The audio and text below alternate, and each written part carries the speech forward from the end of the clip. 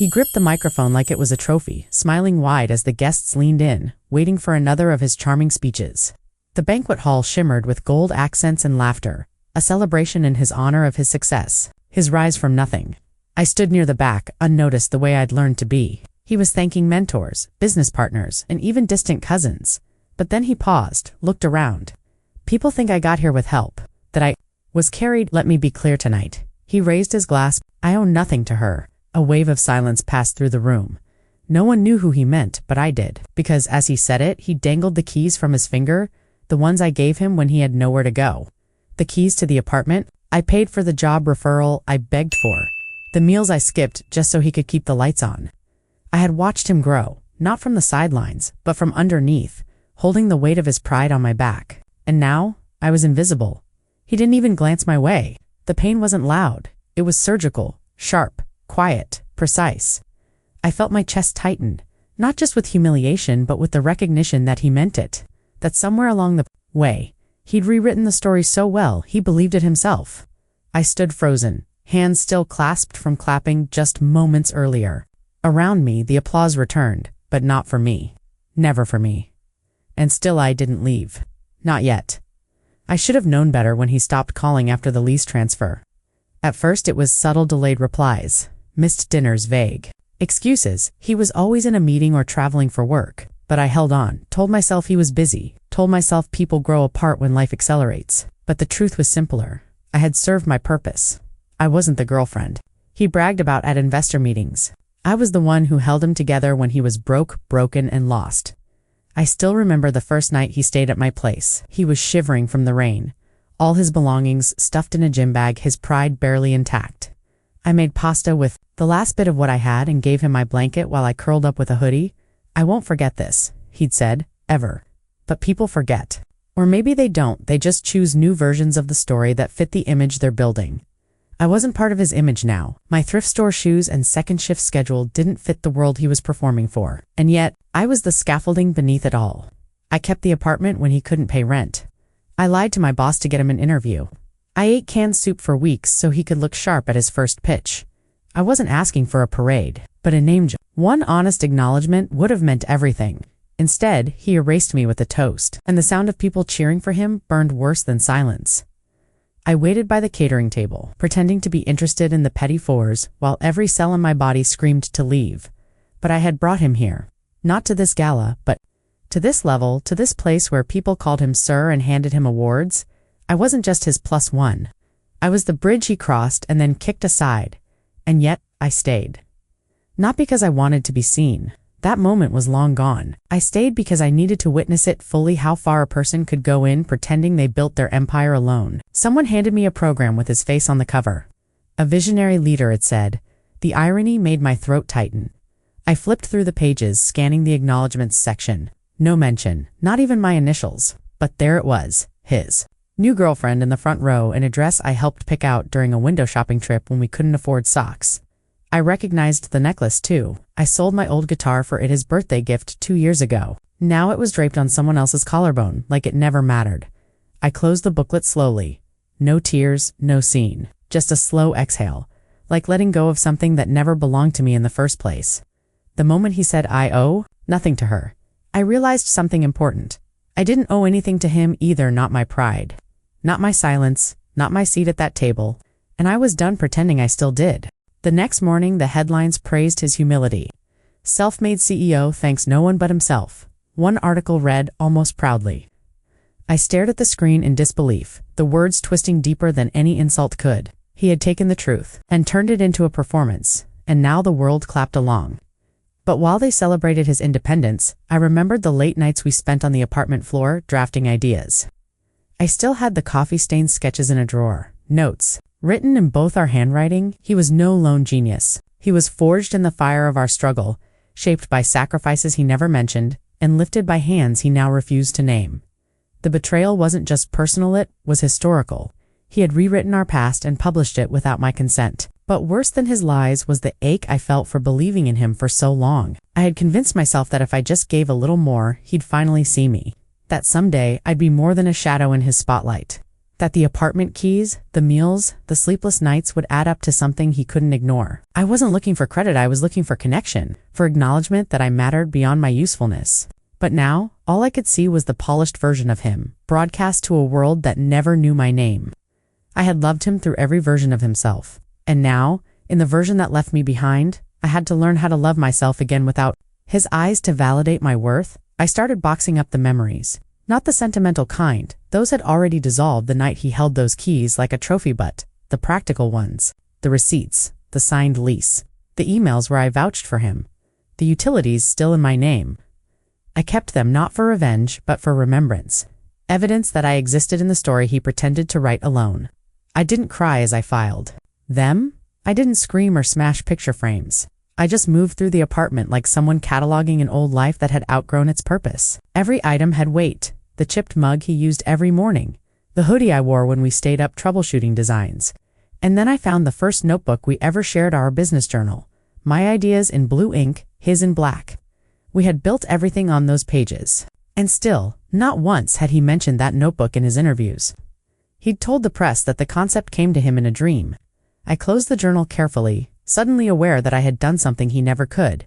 I had remembered everything, not just the glory but the struggle, the people, the sacrifices, the bones under the marble, and maybe in a way that was power too. Not the kind you clap for on a stage, but the kind that makes you stand up quietly and say, I was there, I mattered, and I don't need a microphone to prove it. I had been written out of his script, but I was finally ready to write my own. A week later, a thank you card arrived at my door, not from him but from his assistant. It was templated, cold, and unsigned, stuffed into an envelope with the company logo. Inside was a generic message. We appreciate your support in his name, S. Journey. Support. That word scratched at something inside me. I had been more than support, I was the foundation. But here I was, reduced to a checkbox in a PR campaign. I held the card between my fingers for a long time, debating whether to tear it or frame it, unsure if it was proof of cruelty or a blessing in disguise. I ended up placing it in the same box as the notebook, not out of sentiment, but as a final page in a chapter one needed to close. Later that evening, I opened my laptop and typed my name into the search bar. Nothing. I scrolled past interviews, awards, documentaries. My fingerprints were on every milestone, but none of them traced back to me. For a moment, I felt a wave of despair, but then something sharper rose in its place. Clarity. I didn't want my name on his story anymore. I wanted my own. I'd spent so long being the silent paragraph in someone else's headline that I forgot I had a title of my own too, right? So I opened a blank document, and with the same hands that had fed, clothed, and rescued him, I began again. No edits, no erasures, just truth raw and mine. He said he owed me nothing, but I owed myself everything. I didn't plan to go to the next event. The gala was scheduled for a Thursday evening at the same hotel where I once waited in the lobby, holding his extra tie because he'd forgotten it. I still remembered how he had kissed my cheek in a rush. Before entering, whispering, I wouldn't be here without you. That was years ago, before the stages, before the erasure. But something in me shifted the moment I saw the RSVP email forwarded to my inbox. And accident, I assumed. I stared at the screen for a long time, wondering what it would mean to show up. Not to beg for thanks, not to plead for visibility, but to exist, fully, quietly, elegantly. I borrowed a dress from a friend, had my hair done simply, and walked into that hotel, not as someone's forgotten past but as my own witness. The lighting in the ballroom was almost identical, warm, and gold cascading over crystal chandeliers and polished smiles. He was already there, laughing at a table of executives, and for a moment I was invisible again. But then I saw what I had never noticed before, how small he looked from the edge of the room, how fragile a man becomes when everything he builds is balanced on denial. I didn't approach him, I didn't need to. I walked to the bar, ordered a glass of sparkling water, and stood tall. That night wasn't about him anymore. It was about reclaiming space, and in doing so, I realized the most powerful thing I could do was nothing at all. But the universe, as it often does, had its own plans. As I made my way toward the exit, I passed by the media booth, flashes going off, questions flying, voices overlapping, and then I heard mine. Not from my mouth, but quoted on a screen. A journalist was reading aloud from a leaked internal memo about the company's early development stages. She kept the lights on, he said, and he never mentioned her. Once my feet stopped moving, I leaned closer and saw my name. Not in lights, not in headlines, but there, documented, verified. Real, a woman beside me whispered. Wait, isn't that the assistant? Her friend replied. No, I think she was more than that. I didn't smile. I didn't gloat. But something inside me, the part that had been silenced, belittled, erased, stood up. In that moment, it was no longer about revenge. It was about visibility. It was about the quiet power of truth, taking root in the corners of a room he thought he owned. I stepped back, let the whispers swirl, and disappeared into the crowd. I didn't need to state my presence had done what words never could. He turned, scanning the room, trying to find where the shift had come from. He didn't see me. Of course he didn't. He'd spent years training himself not to, but the seed was planted. And this time, I wasn't going to water it for him. Let the truth grow wild without credit, without control, without me. I left before the speeches began. As I stepped into the night air, the hum of traffic and distant music replaced the noise of that ballroom.